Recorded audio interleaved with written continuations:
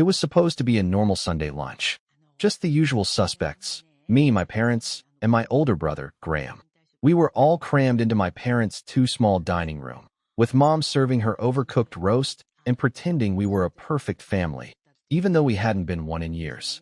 The table was set like it always was when guests were expected: cloth napkins, wine glasses no one used, and the fake smile my mother reserved for social occasions. Except today, the guest of honor wasn't some distant aunt. It was Graham and his problems.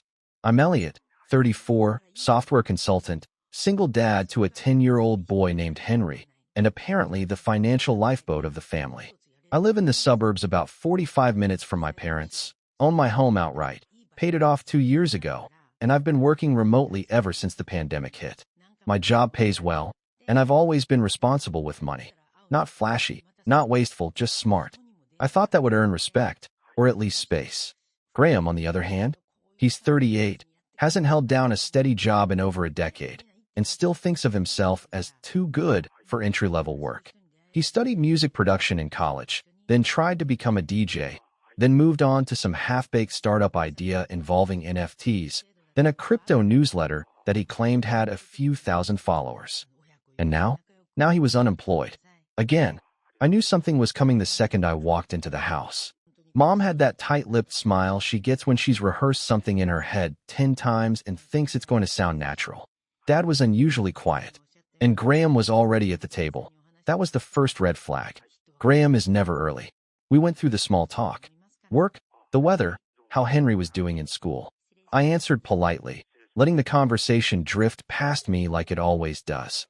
Mom served the roast. Graham made some offhand joke about the gravy being edible this time, and I chuckled just to keep things smooth. But then, right as I was cutting into the meat, Mom put down her fork and dabbed at her lips with her napkin like she was about to deliver a speech. "So," she said, in that tone that meant brace yourself, "Graham's had a bit of bad luck at work." I didn't even look up. Again, she ignored me. His company downsized, and it was completely unexpected. They let go of a lot of very talented people. I raised an eyebrow. Was this the marketing gig at the app company, or the crypto thing? "Elliot," she snapped, "this isn't the time for sarcasm." "It's not sarcasm. I literally don't remember which job he had this week." Dad cut in, voice low but stern. "Your brother is going through a tough time. We're a family. We support each other. I've been supporting this family since I was 20, I muttered. Mom forged ahead, clearly on script.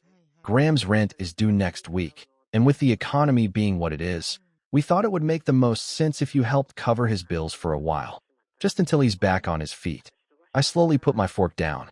"I'm sorry." "What?" She smiled.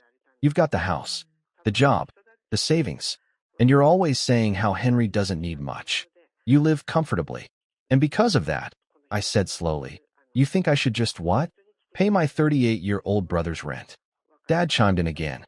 "Family helps family. No complaints." There was a long silence. I could feel the muscles in my jaw tightening. I looked over at Graham, who had the audacity to shrug. "It's not forever, bro. Just a few months." "You've said that before," I said. "Every time you crash and burn, it's just a few months. And then it turns into a year. And then I'm footing the bill for your bad decisions while you're playing Xbox in your underwear." Graham laughed. "You make it sound like I'm lazy. You know how hard it is to get a job right now? Especially with my skills." "What skills?" Mom gasped. "Elliot." "What?" I'm genuinely asking. What marketable skills does Graham have that would justify me taking money away from my son's college fund so he can pretend to look for work? That's when Dad slammed his hand on the table. "Enough. You will help your brother. We've done so much for you." "Really?" I cut him off. "You mean like when you told me I had to take out loans for college because there wasn't enough saved? Or when you said I couldn't move back home after my divorce because you were too old to deal with a kid in the house? You mean that kind of support?" Mom stood up. "That's in the past." "Yeah, it is. And I got through it. Without help." Graham leaned back in his chair, smirking. "Man, you've always had a martyr complex. Maybe if you weren't such a tightwad." That's when I stood up. Calmly, deliberately, I walked to the kitchen, poured myself a cup of coffee, and came back to the table. I took a slow sip, let the heat sting my tongue a little, then looked directly at my parents. "Well, if we're playing the family helps family game, I guess it's your turn to help him." Mom blinked. "What does that mean?" I'm selling my house. Dad frowned. What? What? Because I'm done being the safety net. If Graham needs a place to live, let him move in here. With you too.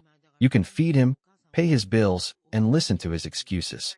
You seem to think he's so talented. Let him perform at family dinners. That's ridiculous, Mom said sharply. You can't just. I can. And I will. The paperwork's already in progress. It wasn't. Not yet, but they didn't know that. The room went dead quiet. Graham's smirk disappeared. Dad looked like he was about to say something, but didn't. Mom sat down slowly, her hands trembling just slightly. You don't mean that, she said. I didn't respond. Not yet. But I meant every single word. And that was only the beginning. They didn't take me seriously at first. Mom called later that evening. Her voice syrupy, sweet, like she thought she could guilt me into walking it back. I know you said some things in the heat of the moment, Elliot, she began, but this family needs you. We've always needed you. She emphasized always, like it was a compliment. Like being the one they relied on without hesitation was some badge of honor I should wear proudly. I wasn't joking, I told her. I'm not bailing Graham out again. But honey, what about Henry?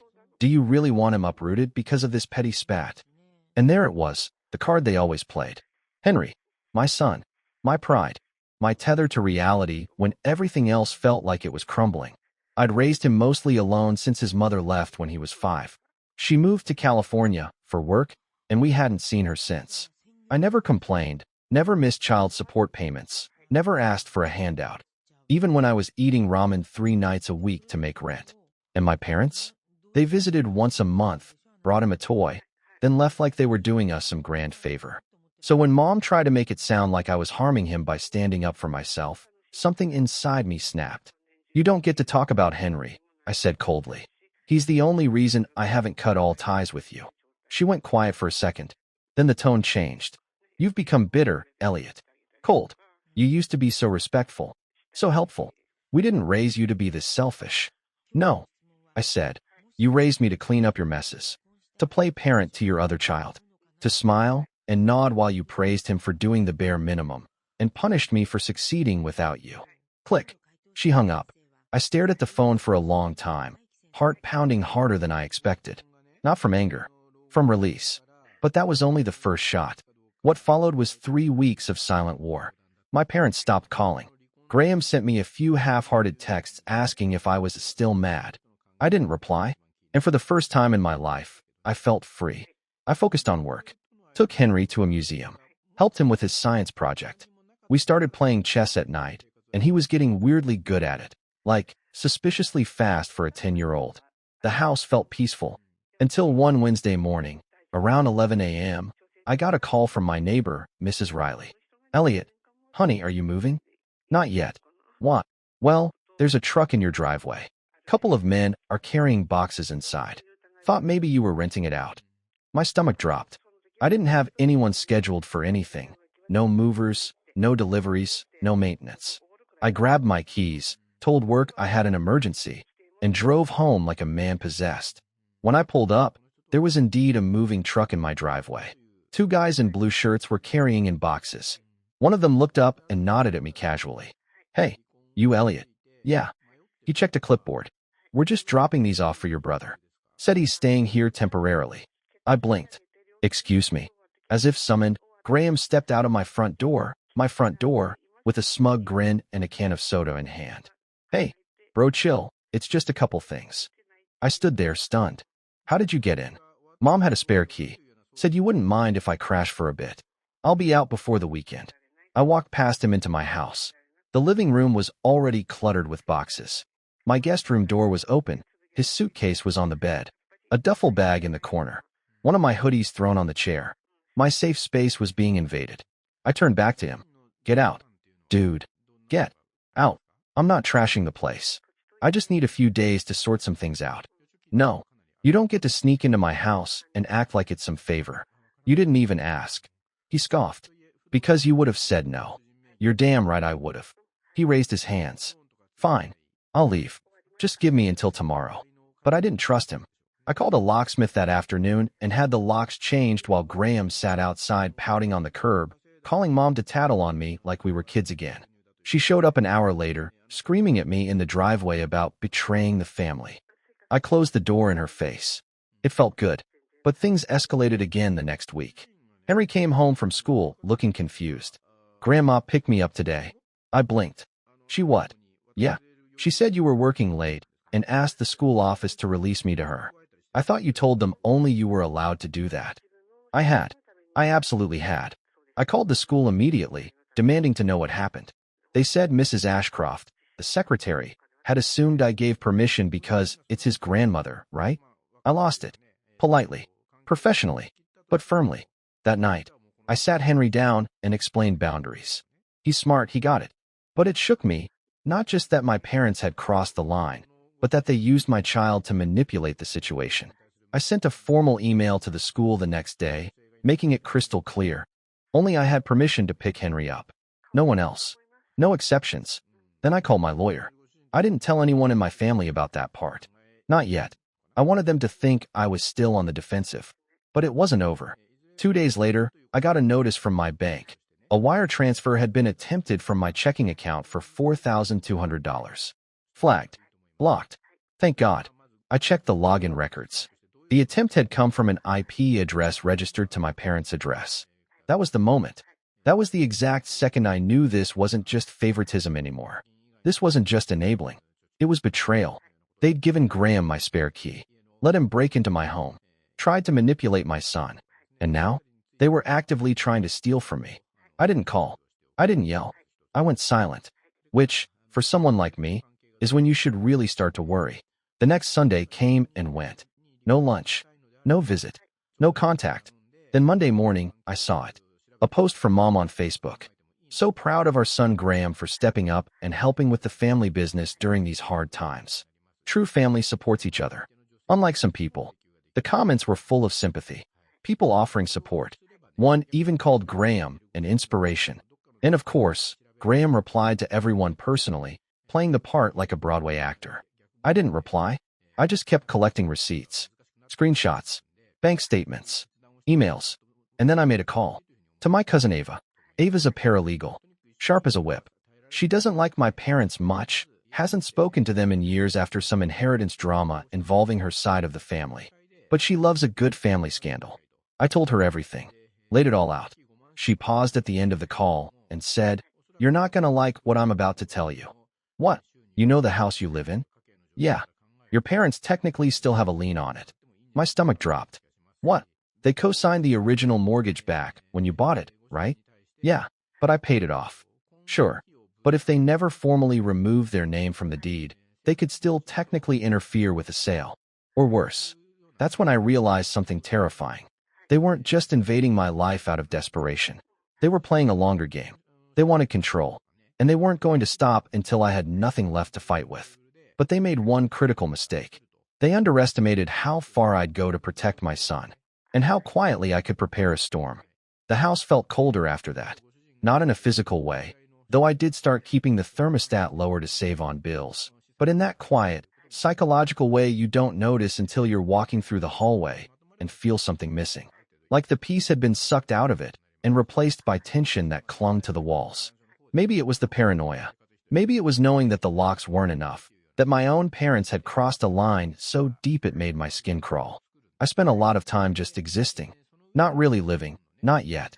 I still got up at 7, made Henry breakfast, helped him pack his bag, but I started drinking more coffee than usual. Let the dishes sit longer in the sink. I opened the same kitchen drawer 3 times in a row and forgot why I was even standing there. I'd catch myself staring at the wall above my desk during Zoom meetings, nodding along while my mind replayed every sentence my mother had said at that Sunday lunch. Every smug glance Graham gave me on my front porch. Every comment online. I was unraveling, slowly, and no one saw it happening, except maybe Henry. One night, he came into my room after brushing his teeth, wearing that Batman t-shirt he'd been obsessed with for a year straight. He sat on the edge of my bed, fiddling with the drawstrings of his pajama pants. "Dad?" he asked, not quite looking at me. "Yeah, buddy. Are we okay?" It nearly broke me. "Of course," I said, trying to smile. "Why would you ask that?" "Because you've been sad. You used to sing when you made pancakes." I didn't realize I'd stopped.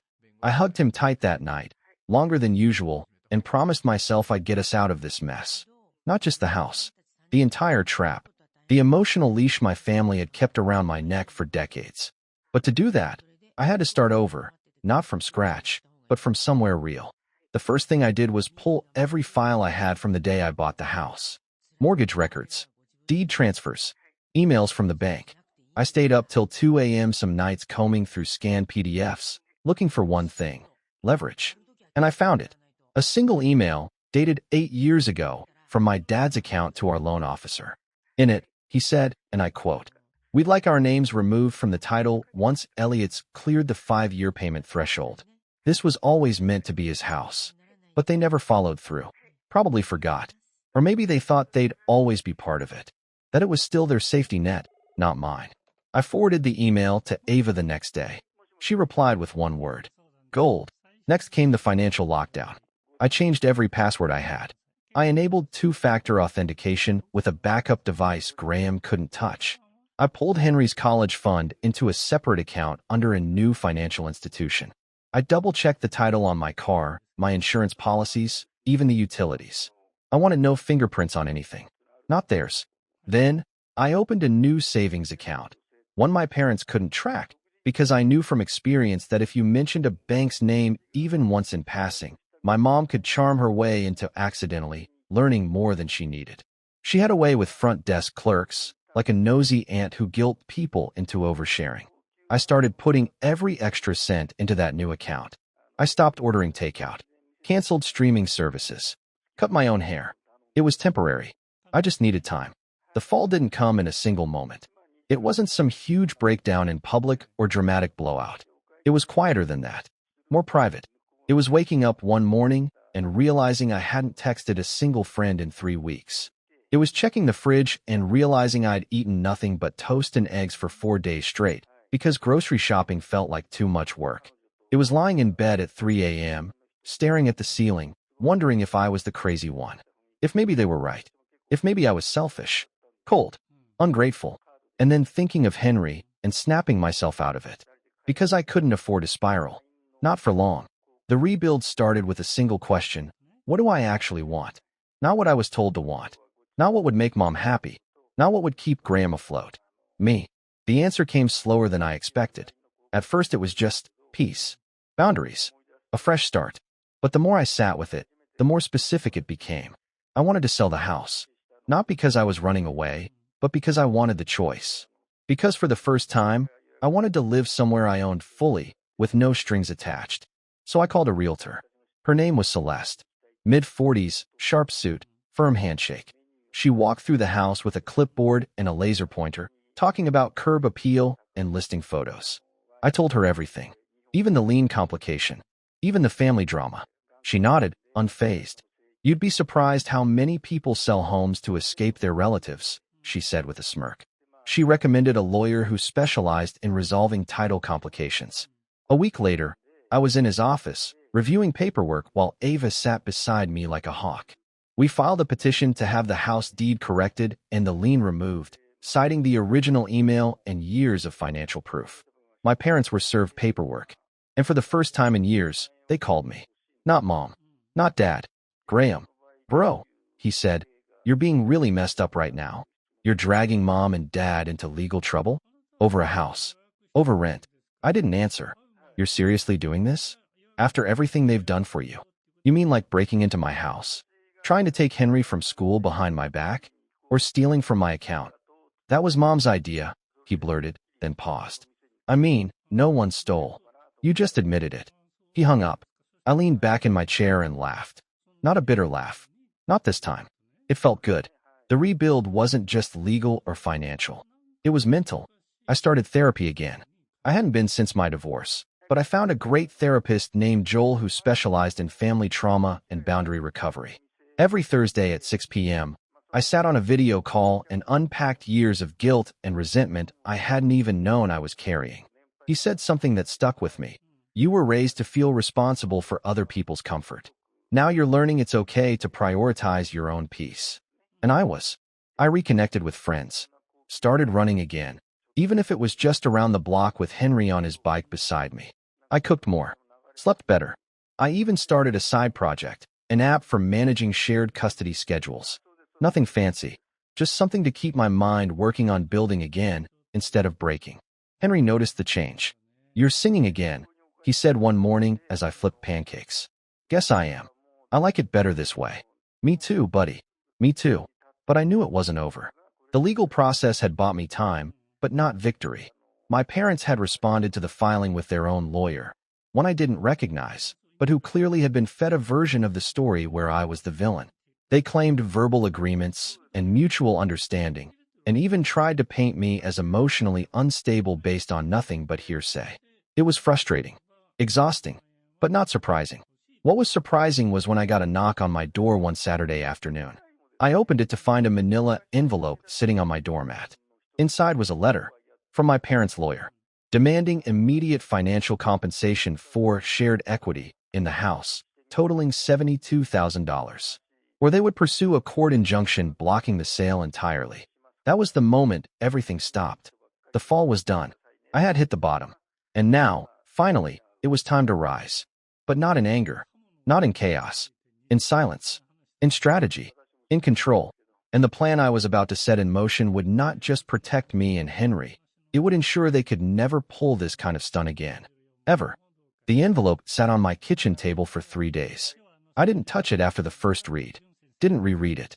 Didn't even look at it. But I didn't throw it away either. It sat there like a trophy, or maybe a threat. A final reminder that no matter how much I tried to live peacefully, my family had no intention of letting go. Not unless they were forced to. $72,000. That's what they wanted. For what? Signing a paper 10 years ago? For a name on a loan that I paid off entirely? For a house they had never maintained, never upgraded, never visited without judgment in their eyes. It was pure entitlement wrapped in legal jargon. I took a deep breath. Then I opened my laptop and started planning. The first thing I did was meet with Ava in person. We sat at a diner 2 towns over, somewhere neutral. She slid into the booth with a folder already in hand and a look that said she was more than ready to go to war. "I did some digging," she said, flipping open the folder. "That letter? It's a bluff." "How do you know?" "Because their claim hinges on something called implied equity, but there's no proof of joint ownership. No record of maintenance payments. Nothing but that one email where your dad literally said they intended the house to be yours. Plus, you've paid the taxes, the insurance, the repairs, everything. They've never even contributed a dime." She paused and smirked. I also looked up their lawyer. He's semi-retired and mostly handles neighbor disputes and small-time divorces. They're not going for the jugular, Elliot. They're flailing. I felt a flicker of hope. But hope wasn't enough. I needed certainty. "I want to go further," I said. "I don't just want to win. I want them exposed." Ava raised an eyebrow. "You're serious?" "I'm done playing defense. They dragged Henry into this. They tried to drain my accounts. They trespassed, they manipulated, and now they're trying to bleed me dry under the guise of family.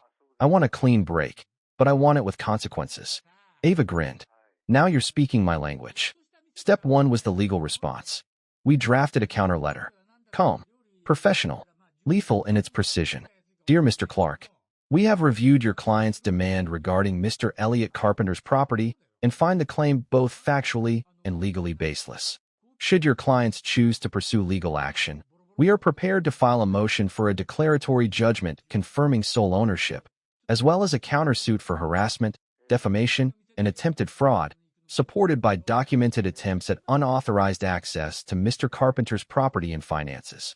We strongly recommend your clients reconsider their position. Sincerely, Ava Delgado, legal consultant." We sent the letter by courier. Certified. Tracked. Signature required. Then we waited. But I wasn't idle. Step 2. Reputation. I didn't blast anything online. That would have been too easy and too obvious. Instead, I focused on a few strategic contacts. One was Mrs. Jenkins, my old high school English teacher who now ran the community newsletter. She loved Henry, always asked about him when we crossed paths at the library or grocery store. When I told her my parents had tried to pull Henry out of school without my permission, her mouth dropped open. "They what?" "Yeah," said they were doing me a favor. Her lips pursed so tight they disappeared. "Well, that's going in the column." I raised an eyebrow. "What column?" "Oh, you'll see." 3 days later, an article appeared titled, "When Family Lines Are Crossed, a Story Every Parent Should Hear." She didn't name names, But everyone in our town could connect the dots. Small towns remember things. And they talk. Especially when the subject has spent years pretending to be the moral compass of every church bake sale and town fundraiser. Within a week, my parents stopped showing up to their Wednesday night bridge club. Step 3. Financial insulation. I contacted a forensic accountant Ava recommended, a sharp woman named Lila with icy blue eyes and a no-nonsense voice. She combed through my accounts with surgical precision and created a report that mapped every financial transaction for the past decade. It clearly showed that I had funded the mortgage, paid the property taxes, the insurance, the plumbing upgrades, the new HVAC system, even the landscaping service. It also included flagged attempts to access my online banking from a device associated with Graham's previous IP address, pulled from a freelance login he'd used at a marketing agency 2 years prior. She cross-referenced the metadata with timestamps and locations. It was enough to prove attempted theft if this ever went to court. But we weren't done. Lila also helped me set up a financial firewall, restructured accounts, new institutions, even a trust fund under Henry's name that couldn't be touched without court approval. I had quietly, efficiently, made myself untouchable. Step 4. Emotional preparation. This was the hardest one, because for all the legal armor and strategic moves, I was still their son. And somewhere, deep down, that part of me kept whispering, maybe this is fixable. Maybe they'll apologize. Maybe they'll realize what they've done. But therapy helped. Joel reminded me, week after week, you are not the villain in their story. You're just the first person who told them no. So I practiced. Practiced what I would say if they showed up again. Practiced how to keep calm if they cried or screamed or begged. Practiced how to close a door gently and walk away without guilt. It took time. But one day, I walked past the photo on my mantle. Our old family photo, taken in a studio when I was 15, and instead of nostalgia, I felt distance. Not hate, just absence. And it felt like freedom. Then came the opportunity. I got a call from a local developer. He was scouting properties for a new residential project. He'd seen the listing Celeste posted and wanted to make a cash offer, above market value. I could have jumped at it, but I had one condition. I want to retain a copy of the security footage. He blinked. I okay? Sure. And I want you to give me 48 hours notice before you do any inspections. No early visits. No exceptions. He agreed, because what I was planning next required timing. 2 days later, Celeste called. Your parents came by the property today. My blood ran cold. What? They tried to let themselves in. Said they were the co-owners. But I was here with the inspector. I told them we had documentation showing sole ownership under your name. I exhaled slowly. Did they say anything else? Oh yeah, she said, chuckling. Your mom said you were clearly having a breakdown, and that they were just trying to help him regain his sanity. There it was. The smear campaign. But it didn't matter anymore. Because I had something they didn't know I had. 2 things, actually. 1, a full recording of that attempted break-in, complete with audio. 2, a court date. Because Ava had filed the motion for declaratory judgment that morning, and we had subpoenaed the footage. And that wasn't all. We'd also requested an official psychiatric evaluation for the sake of clearing my name, since they'd begun suggesting I was mentally unwell to neighbors, mutual friends, and even hinted at it in a message Graham sent to Henry's school counselor. It was character assassination, and now it was evidence. That weekend, I took Henry camping. Just us. No phones. No noise. We roasted marshmallows, skipped rocks, and watched the stars through the roof of our tent. Are you still mad at Grandma and Grandpa? He asked as we lay back on our sleeping bags. I'm not mad, I said after a long pause. But I am making sure they can't hurt us again. He nodded like he understood more than I gave him credit for. Then he turned on his side, pulled his blanket up, and whispered, Good. The revenge wasn't going to be loud. It wasn't going to be dramatic. It was going to be airtight, legal, final. And when it landed, they wouldn't even see it coming. The courtroom was smaller than I expected. No dramatic marble columns. No jury box. Just a judge's bench, a few pew-like rows of seating, and a single table where Ava and I sat, folders neatly stacked between us. It was a bench trial. No jury, just the judge reviewing our petition for declaratory judgment, along with our motion to dismiss my parents' equity claim. They showed up late. Of course they did. Mom wore her pearl earrings and that outdated navy suit she thought made her look dignified. Dad looked like he'd been dragged in against his will, fidgeting with his cufflinks. And Graham wasn't even allowed inside. He'd been subpoenaed as a witness, but after an incident at the courthouse metal detector where he got into it with security, the judge ordered him to remain outside until called. When the judge finally entered and we stood, I felt my heart thudding in my chest, but it wasn't fear. It was closure, knocking softly on the door. Ava began with calm confidence. She submitted the original mortgage records, with me as primary borrower and my parents as co-signers only. She provided tax records for 10 years, every one in my name. Receipts for repairs, contractor invoices, HOA fees, lawn care services, HVAC replacement, electrical rewiring, all signed and paid for by me. Then came the emails. The 2015 message from my dad to the bank officer, stating his and my mom's intent to remove their names from the title. Clear as daylight. The judge nodded as he read, occasionally adjusting his glasses. Then Ava called me to testify. I told the truth.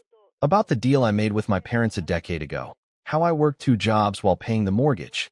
How they promised it was my house and that they'd remove their names. How they never did, but never contributed another cent after year 2. How I paid off the house entirely and maintained it on my own. Then I told the harder truths. About the key they gave my brother without permission. About how he moved in without my consent. About how my parents tried to pick my son up from school using lies. About the attempted transfer from my checking account.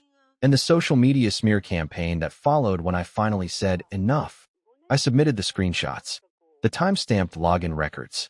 The security footage of them trying to enter my home after it was listed for sale, complete with my mom arguing with the realtor, caught loud and clear saying, "This house was never his anyway. He just stayed here. We paid for it." That was the crack in the armor. When the judge asked my parents to speak, they stumbled. My mom, usually composed, tried to spin a narrative about protecting family assets and helping Graham find stability. The judge asked, "Did you live in the home?" "No, but we." "Did you pay property taxes?" "No, but we co-signed." "Did you contribute financially in any way after the 3rd year of the mortgage?" Silence. My dad cleared his throat. "It's not about money. It's about respect." The judge sighed and looked down at his papers. He didn't even ask any more questions. A few minutes later, he ruled. Based on the evidence provided, this court finds that Elliot Carpenter is the sole legal and equitable owner of the property located at 17 Oak Ridge Lane. The lien is hereby removed. The respondent's claim for equity is denied in full. Case closed. Just like that. It was over. Except it wasn't. Because the best part was still coming. 3 days after the verdict, I mailed out letters. Not to my parents. Not to Graham. But to the people who mattered to them. Their church board. Their bridge club. A few old friends they liked to brag about at reunions. Each envelope contained the public court ruling and a polite cover letter. For your records, I thought it was important to clarify recent rumors regarding my home and finances. These court documents speak for themselves. The ripple effect was immediate. My phone didn't blow up, but Ava's did. Because my mother, in a panic, tried to contact the judge, which resulted in a reprimand filed against her by the court clerk for harassment. Graham sent a mass Facebook post claiming he was betrayed by the one person he ever trusted, which only led to more people commenting things like, "Wasn't your name on that fraud claim?" I stayed quiet. The final blow came 2 weeks later. I got a call from the developer. The sale had gone through. Fully approved. Cash in hand. I bought a new house that same month. Smaller, cozier, farther out from the town where I grew up.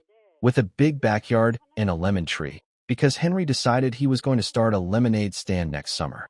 It was ours. Completely. Then, without telling anyone, I changed our phone numbers. A month after the move, Henry came home from school holding a letter. "It's from Grandma," he said, frowning. "The office gave it to me. Said someone dropped it off this morning." The envelope was cream-colored and heavy. My name in cursive on the front. No stamp. No return address. I opened it. Inside was a single page. Neatly typed. "We never thought you'd take things this far. You've humiliated us, embarrassed the family, and chosen money over blood. Just know that when you're alone, we tried. We tried to love you. You made it impossible." I read it twice. Then I folded it neatly and dropped it into the trash. I looked at Henry. "Want to go get pizza? Can I get 2 toppings?" "You can get 4. He grinned. A few nights later, we were sitting on the porch of the new house. Crickets chirping, the sky clear and sharp above us. Henry was building a Lego set on a folding table. I was sipping tea, wrapped in an old hoodie. "Are you happy now?" he asked, unprompted. I didn't answer right away. I looked at the yard, the trees, the quiet street. I thought of how far I'd come from the version of myself that always said yes, always played peacekeeper, always folded under guilt. Then I looked at my son, safe, smiling, and free. And I nodded. I think I finally am. When I closed the door on my past, I didn't just walk away from them. I walked toward the life they never believed I could build without them.